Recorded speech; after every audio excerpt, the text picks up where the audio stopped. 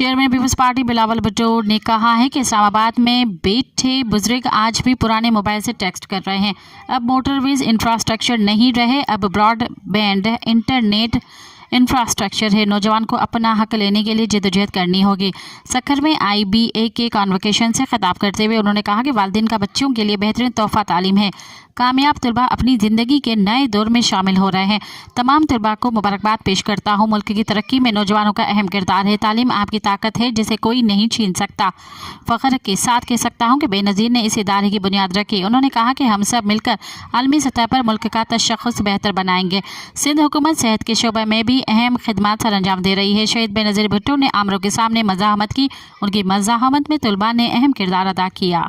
मज़ीद ख़बरनि ऐं तफ़सीलात लाइ विज़िट कयो असांजी वेबसाइट www.awamiNewsHD.com ऐं ॾिसंदा रहो अवामी न्यूज़ HD।